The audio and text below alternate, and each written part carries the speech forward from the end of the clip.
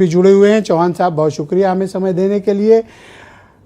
Sir, ये क्यों इस तरह की घटनाएं होती हैं? और मैं आपको कोई ब्लेम नहीं करना चाहता, लेकिन इस तरह की घटनाएं रुक नहीं रही हैं और आप लोगों ने कुछ भी नहीं किया ऐसा, ताकि आगे से कोई ऐसी घटना ना हो, लोग अपने बच्चों को ना खोएं, इस तरह की विभत्स, भयानक, भीषणतम घटनाएं ना हो। आप सोचिए कि उन 18 परिवारों पर क्या गुजर रही होगी। और लोग इतने करुणाहीन हो गए कि उन्हें फ़र्क नहीं पड़ता है। सरकारें जांच बिठाती हैं, कोई कार्रवाई नहीं होती, हुई भी तो छोटी मोटी कार्रवाई हो गई।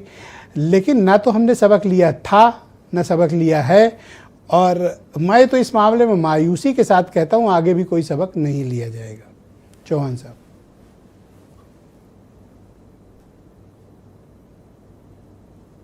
घटना के लिए मेरी श्रद्धांजलि और मेरी पूरी संवेदनाएं हैं। लेकिन जो ये इशू हुआ है, ये इमोशन से नहीं टैकल किया जा सकता। अच्छी बात है कि हमारे अंदर इमोशन है, लेकिन यहाँ इस तरह की घटना पर हमें बहुत हार्ड एक्शन लेना पड़ेगा। जनता का पेशेंस खत्म होता जा रहा है और देश में जगह जगह, अलग अलग जगह इस तरह की घटनाएं हुई हैं। इस पे हमें दो तरह की लायबिलिटी फिक्स करनी चाहिए। एक तो प्रशासनिक लापरवाही फिक्स करनी चाहिए, और दूसरी अब हमें इसका लेवल अपग्रेड करना चाहिए और क्रिमिनल लायबिलिटी फिक्स करनी चाहिए। ये सरासर जो है, जो भी गवर्नमेंट डिपार्टमेंट्स हैं, उनकी क्रिमिनल लायबिलिटी है कि आप वहाँ एनओसी देते हैं और उसके बाद आप इंश्योर नहीं करते हैं कि वहाँ स्टैंडर्ड्स कायम हो, उनका पालन हो। मैं आपके चैनल पर पूर्ण रूप से ये स्वीकार करता हूं कि मैं प्रदेश का डीजीपी था, लेकिन फायर डिपार्टमेंट ऐसा डिपार्टमेंट था जिसमें मैं कोई रिफॉर्म नहीं कर पाया, क्योंकि ये डिपार्टमेंट डायकॉटमी में पल रहा है। वहां आईपीएस अफसर होते हैं, लेकिन उनका फुल डिपार्टमेंट का अलग कैडर है। पीएससी को जब से मर्ज किया उत्तर प्रदेश पुलिस कैडर से, तब से पीएससी में डिसिप्लिन और एफिशिएंसी बढ़ गई, लेकिन फायर में ऐसा नहीं है। भारत सरकार ने फायर डिपार्टमेंट को रिफॉर्म करने के लिए अलग एक मॉडल एक्ट भी भेजा था। उसके लागू करने में काफी कठिनाइयां हैं, और जब तक ये डिपार्टमेंट रिफॉर्म नहीं होगा, सिंगल लीडर के अंडर नहीं आएगा। क्यों सर? डीजी फायर के अंडर में आता है। डीजी फायर तो इसका हेड होता है, आईपीएस अफसर होता है, उसके नीचे एडीजी, आईजी सब तो होते हैं। वही मैं आपको बता रहा था कि डीजी फायर सर्विस होता है, लेकिन वहां जो फायर सर्विस के ऑफिसर्स हैं, फायर रिलेटेड मैटर्स को वही हैंडल करते हैं। उसका एक नोशनल कंट्रोल जरूर होता है, तो आप उसको रिस्पॉन्सिबल होल्ड कर सकते हैं। अभी देवकी नंदन Mishra ji DG fire service का नाम ले रहे थे। मैं उनको इस तरफ से देखता हूं कि किसी व्यक्ति का नाम लेने से कोई सुधार नहीं होता, और जब तक हम सिस्टमिक सुधार नहीं करेंगे, तब तक इसमें हमें कोई भी अच्छे परिणाम देखने में नहीं मिलेंगे। ठीक है, आज हम एक को सस्पेंड कर देंगे, दो को सस्पेंड कर देंगे, एलडीए में सस्पेंड कर देंगे, लेकिन साबत तो आप ही के टाइम मेरे ख्याल से डीजी फायर रहे होंगे, हैं? साबत तो आप ही के टाइम डीजी फायर रहे होंगे। देवकी जी ने कितनी सेंसेशनल खुलासा किया। नहीं, अविनाश चंद्र जो है वो मेरे समय डीजी फायर सर्विस थे, और अविनाश ने भी काफी प्रयास किया कि एक्ट में सुधार लाया जाए। लेकिन जो मैं कह रहा था बात, कि सिस्टमिक जब तक रिफॉर्म नहीं होगा और क्रिमिनल लायबिलिटी जब तक आप फिक्स नहीं करेंगे। क्रिमिनल लायबिलिटी किसकी? घटनाएं जो है, criminal liability means what? Criminal, देखिए, एक शेयर नेग्लिजेंस की वजह से इस तरह की घटनाएं होती हैं।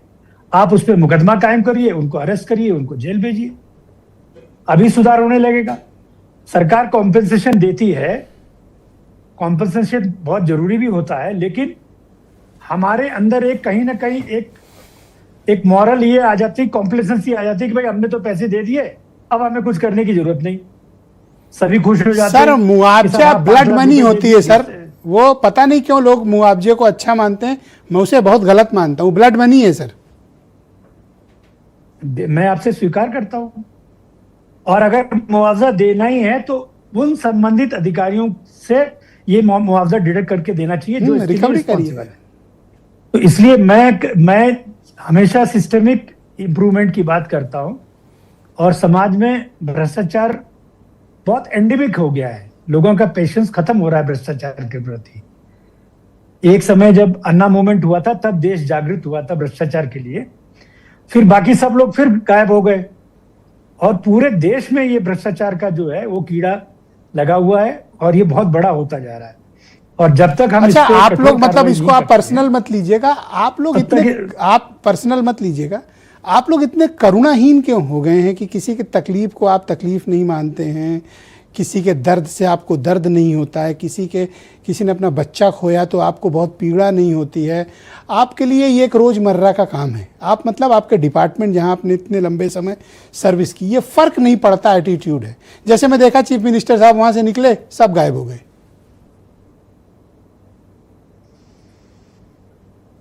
देखिए, एम्पैथी एक क्वालिटी होनी चाहिए, और एम्पैथी हर कर्मचारी में, अधिकारी में होनी चाहिए। अगर ये नहीं है तो ये बहुत ही मतलब चिंता का विषय है। रिस्पॉन्सिबिलिटी विथ एम्पैथी हम हमेशा बात करते हैं कि जिम्मेदारी एक ऐसे एहसास के साथ में कि हमें ये सेवा के रूप में काम करना है, तो तभी तो आप क्या रिकमेंड करते हो कि FIR हो और दोस्त इसको तत्काल जेल भेजा जाए? बाकी कॉम्प्लेक्सेस का क्या किया जाए जहां इस तरह की और घटनाएं हों, प्रतीक्षा कर रही हैं?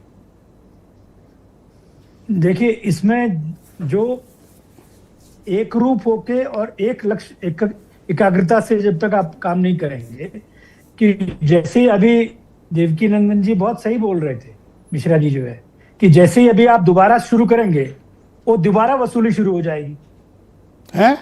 और क्या? वसूली होती दोबारा, अगर आप दोबारा अगर चेक करना जब शुरू अभियान कर शुरू देंगे करेंगे तो वसूली चालू हो जाएगी। Oh my God. ठीक कह रहे हैं। वीरेन जी भी हमारे साथ इस देखिए, कार्यक्रम में। जी जी बोले सर। दिल्ली में देखिए, जब घटना हुई उन्होंने सब जगह चेक करना शुरू किया, फिर वहां पैसे की शीट लगी। यहाँ भी नहीं, दिल्ली में तो अब नॉर्मलाइज हो गया, फिर वापस उसी मोड में चले गए। दिल्ली नॉर्मल हो गया, अब कल परसों में यहाँ भी सब ठीक हो जाएगा ऐसे ही। नहीं, हो गया है सब। वीरेन जी भी हमारे साथ इस